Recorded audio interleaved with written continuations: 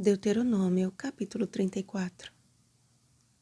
Nunca mais se levantou em Israel profeta algum como Moisés, com quem o Senhor houvesse tratado face a face.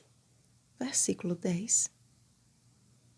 De uma aparição na sarça ardente a diálogos face a face, Moisés experimentou a mais íntima comunhão com Deus. O início de seu chamado, porém, não foi nada promissor. Tímido e amedrontado, por vezes procurou esquivar-se de sua missão, alegando a sua notória incapacidade. Habituado à pacata vida como um pastor de ovelhas, sua habilidade social era limitada à sua família e à família de sua mulher.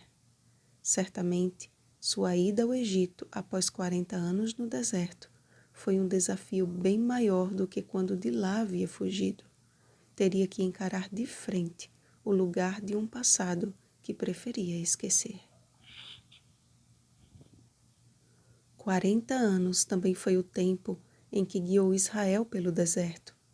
Como pastor, aprendeu a cultivar a mansidão, a paciência e o amor, e também a usar a vara da disciplina quando necessário.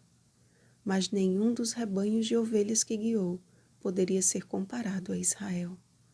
Após tantos anos em cativeiro, muitos hábitos nocivos precisavam ser eliminados e o grande líder descobriria que teria de deixar algumas ovelhinhas pelo caminho e que nem sempre o amor do pastor é suficiente para manter a salvo as ovelhas que decidem se afastar da segurança do aprisco. Que relacionamento pessoal e singular com Deus Moisés experimentou! Nem o seu pecado no deserto de Zim, que lhe tirou o direito de entrar em Canaã, o privou do privilégio de continuar comungando da presença pessoal do Senhor. Sua desobediência não lhe permitiu entrar na terra prometida, mas o seu arrependimento e submissão concedeu-lhe uma visão panorâmica de Canaã na companhia do próprio Deus e uma surpresa, sem dúvida alguma, insuperável. Amparado por seu melhor amigo, o maior profeta de Israel descansou. E assim como foi retirado do rio Nilo para uma vida terrestre de propósitos grandiosos, do coração da terra o Senhor ressuscitou para propósitos eternos. Na ocasião da transfiguração de Cristo, o próprio Moisés e também o profeta Elias apareceram falando com ele. Mateus capítulo 17, versículo 3. Foi algo tão real que Pedro se propôs a construir tendas para os profetas de Deus ali repousarem.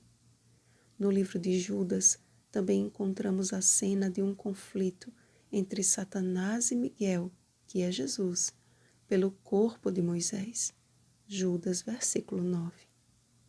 O que indica que em sua ressurreição, o diabo reivindicou Moisés para si por causa do seu pecado, mas como desde a primeira batalha, Apocalipse capítulo 12, versículos 7 ao 9, o Senhor obteve a vitória, concedendo a Moisés a graça de desfrutar da Canaã celeste. Amados, não há presente maior e melhor do que desfrutar da comunhão com aquele que nos criou e que nos salvou.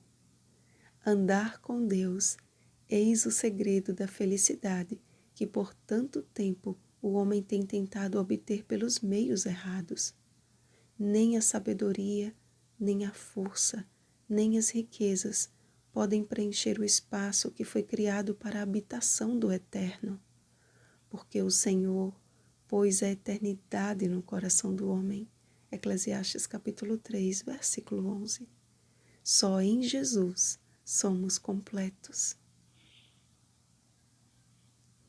Foi no deserto de Zim que Moisés se deu conta de sua fraqueza, e quanto mais se teve por indigno da graça divina, mais manifesta e real ela se tornou. Sua completa indignidade lançou a mais fulgurante luz sobre a graça revelada no plano da redenção. Ellen White escreveu: Quando temos a compreensão de nossa fraqueza, aprendemos a confiar num poder que nos não é inerente. Coisa alguma atinge tão plenamente aos mais íntimos motivos de conduta como o sentimento do amor perdoador de Cristo. O Desejado de Todas as Nações, página 493. Podemos até cometer algum deslize como Moisés, mas se estivermos em Cristo e a Ele confessarmos o nosso pecado, sua forte mão nos erguerá, assim como ergueu Pedro das águas. Conheçamos e prossigamos em conhecer ao Senhor.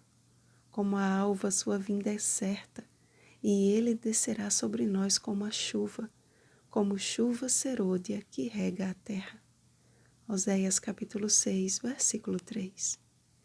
Busque esta intimidade diária com Deus, e como a história de Moisés, a nossa história jamais terá fim.